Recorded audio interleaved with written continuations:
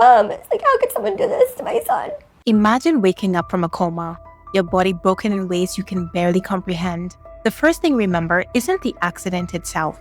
It's the voice of the person you loved, saying 10 chilling words just before everything went dark. I don't care what happens. You'll get what you deserve. For Daniel Waterman, those words would be among the last words he'd ever hear. And when he finally opened his eyes months later, he had a story to tell, and one that would turn a tragic accident into something far more sinister. This is the story of Daniel Waterman, of a Super Bowl Sunday that ended in tragedy, a pregnancy that sparked a deadly argument, and a young man's fight to make sure that the truth was heard before it was too late.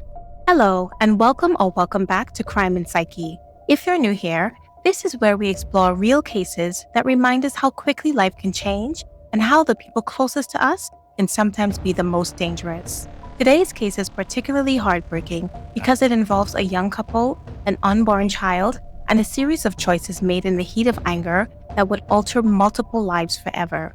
Before we get into it, please remember to like this video if you find it informative, subscribe if you haven't already, and hit that notification bell so you never miss an upload. Your support truly means everything, and it helps us to continue bringing you stories. So now let's get into it. Our story takes place in Palm Coast, Florida, a city in Vehicular County along Florida's northeastern Atlantic coast. If you're not familiar with the area, Palm Coast is one of those Florida cities that experienced explosive growth over the past few decades. What was once swampland and pine forest in the 1950s was transformed into a planned community by the late 1960s, and today it's home to over 100,000 residents. It's part of the Daytona Beach metropolitan area, located right along Interstate 95, which is a major highway that runs up and down the entire East Coast. Palm Coast has that typical Florida vibe. Palm trees, canals, warm weather year-round. It's a kind of place that attracts retirees looking for that coastal lifestyle without the Miami price tag. But on February 9th, 2025, Super Bowl Sunday, this peaceful coastal city would become the scene of a crash that investigators later determined was no accident at all. The incident occurred on I-95, and this wasn't a case of bad weather or mechanical failure. According to authorities, what happened that night was the result of rage, jealousy, and a split-second decision that would have devastating consequences. Daniel Michael Waterman was just 22 years old and originally from Liverpool, New York, which is a suburb of Syracuse. Daniel was described by those who knew him as athletic, passionate, and full of life. He was a graduate of Liverpool High School and had a particular love for basketball. He could often be found on the court, where his competitive spirit and determination really shined through. Daniel was also a huge Kansas City Chiefs fan, which would become relevant to our story in the most tragic way later. He had his whole life ahead of him, and by February 2025, he was about to become a father. His family describes him as someone who never gave up, someone who fought for what he wanted. And those who loved him say he was the kind of person who would light up any room, the best son and cousin anyone could ask for. At the time of the incident, Daniel was visiting family in Florida, staying with his cousins in Palm Coast, a residential area not far from the interstate. Leah Catherine Marie Mumby was 24 years old at the time and living in Flagler Beach. Not much is publicly known about her background, but what we do know is that her relationship with Daniel was complicated. Friends described it as on again, off again, the kind of relationship that hadn't been going on for very long, but was already marked by ups and downs. By February 2025, Leah was driving a white 2019 Honda Passport, and on the morning of Super Bowl Sunday, she discovered something that would change everything.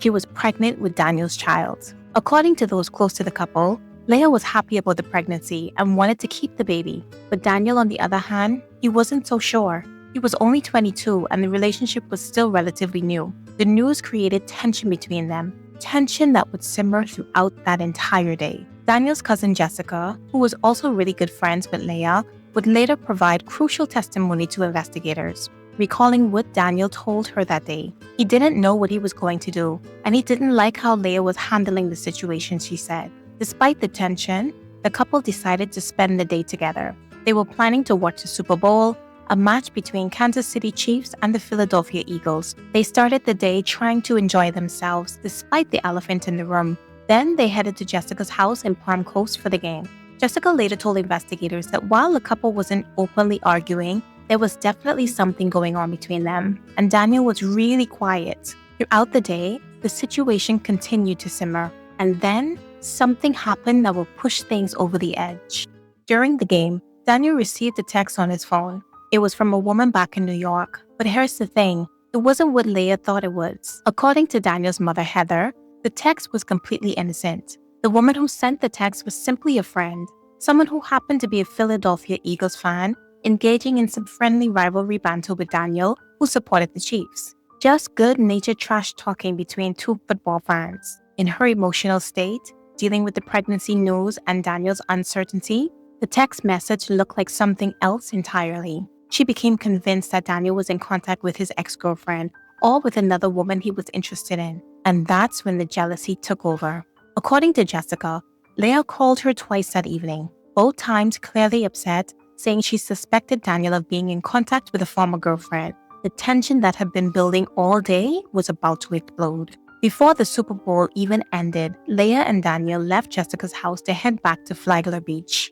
They got into Leah's car and she began driving north on Interstate 95, but they never made it home.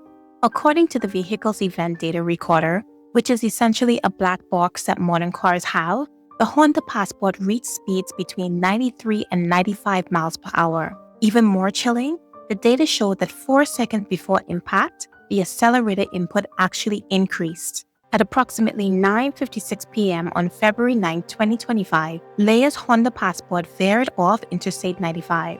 The vehicle left the roadway and slammed directly into a tree. She was not trying to stop. She wasn't trying to press brakes. She was speeding up.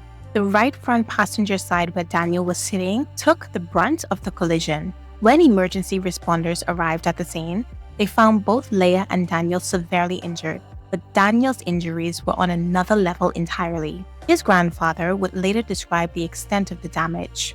He broke everything. He broke his neck, he broke his back, he broke his collarbone in 3 places, dislocated both of his hips, broke his leg, and broke his ankle. It wasn't much not broken. He was scratched up all over the place. Daniel's injuries were so severe that CPR had to be performed on him multiple times at the scene and in the hospital. He was fighting for his life. Leah was also seriously injured, but her injuries were far less severe, and her unborn child survived the crash. Within days, Leah was released from the hospital, and when investigators spoke with her, she claimed she didn't remember what happened before the crash. She said she only remembered waking up in agonizing pain. Whether this was true or a convenient excuse, investigators weren't buying it, especially once they heard what Daniel had to say. By May 2025, 3 months after the crash, Daniel had recovered enough to communicate with investigators. Unable to speak clearly due to his injuries, Daniel communicated by writing on a whiteboard, and what he wrote would change everything. According to his statement, the argument that had been simmering all day had came to a full boil once they were alone in the car. Daniel told investigators that Leah was driving erratically as they fought. The last thing he remembered before the crash was Leah saying, "I don't care what happens, you'll get what you deserve." And then she swerved. The impact was catastrophic. Investigators had already examined the vehicle's event data recorder, which told a damning story. There was no evidence of braking, and the steering showed an abrupt departure from the roadway. Additionally, there was something else that caught investigators' attention. A text message sent from Daniel's phone to his cousin Jessica just 4 minutes before the crash. It read, "This is what he gets for being a liar and a cheater." Jessica immediately found this suspicious. Why would Daniel send her a message about himself from his own phone to her? According to Jessica, Daniel later told her that Leah had grabbed his phone during the argument. The theory made perfect sense. Leah, in her anger, had seized Daniel's phone and fired off that message to his cousin, essentially announcing her intentions before carrying them out. And despite his incredible strength and determination, Daniel's health remained precarious. In July of 2025, he was transferred from a hospital in Daytona Beach to another one in New York to be closer to his family. His mother, Heather, later said that he showed signs of improvement. He was fighting, just like he'd always done. His family dared to hope that maybe, just maybe, he would beat the odds. He never gave up, Heather said. This whole entire time, he literally never gave up. but the injuries Daniel sustained in that crash were simply too severe. The trauma to his body left him vulnerable to complications, and in early October, he developed pneumonia. On October 8, 2025, exactly 8 months after the crash, Daniel Waterman passed away. He was just 22 years old, and the cause of death was listed as pneumonia and complications from blunt force trauma. Armed with Daniel's statement and the physical evidence, Florida Highway Patrol arrested Leah Mumby. She was initially charged with reckless driving causing serious bodily harm and aggravated battery with a deadly weapon resulting in bodily harm. Leah posted bond and was released while awaiting trial, and during this time, she was still pregnant. According to the reports, she gave birth to a baby girl around October 11, 2025. With Daniel's passing, the state attorney's office made a significant move. On October 27, 2025, they added a new charge to Leah's case, vehicular homicide, a second-degree felony punishable by up to 15 years in prison. The charge alleged that Leah Mumby purposefully drove into the tree line, showing intent and complete disregard for the safety of persons or property. 2 days later, on October 29, 2025, Leah turned herself in at the county jail after a warrant was issued for her rearrest. She was booked and processed, but this time the bond was set significantly higher, $150,000. She posted bond the same day and was released pending trial. So as of now, Leah faces 3 felony charges. Adding another layer of complexity to this already tragic situation is the question of Daniel's daughter. The Waterman family firmly believes that the baby girl born to Leah is Daniel's child, and they're determined to prove it. Daniel's mother, Heather, filed a lawsuit in court seeking grandparental visitation rights. The family wants a paternity test to confirm that the baby is Daniel's biological daughter, and if confirmed, they intend to fight for custody. Daniel's grandfather expressed serious concerns about the child's safety with Leah, stating that we can't let a baby grow up with a mom who could possibly do this. The custody battle faces legal challenges though, particularly under Florida law, where Daniel's passing complicates paternity rights. But the family remains committed to fulfilling what they believe was Daniel's last wish, to have his daughter raised in New York with his family.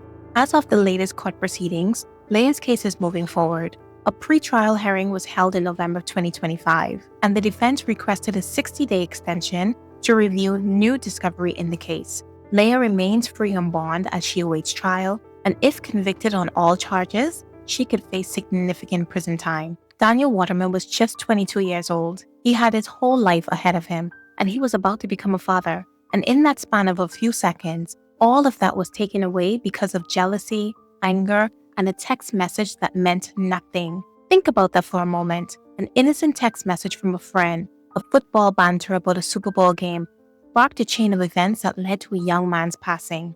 It's a stark reminder of how quickly emotions can spiral out of control and how the consequences of actions taken in anger can be permanent. What makes this case particularly heartbreaking is that Daniel fought so hard to survive. For 8 months, he battled injuries that would have ended most people immediately. His family watched him fight, saw him make progress, and dared to hope. And when he finally could communicate, he made sure that his truth was heard. His last act, in many ways, was one of justice, ensuring that the truth was on record before he passed.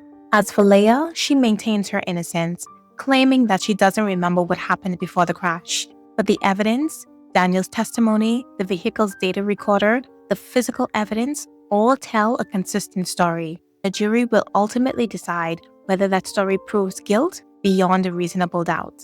What we do know is this: a multitude of lives were changed forever on that Super Bowl Sunday because of anger and jealousy.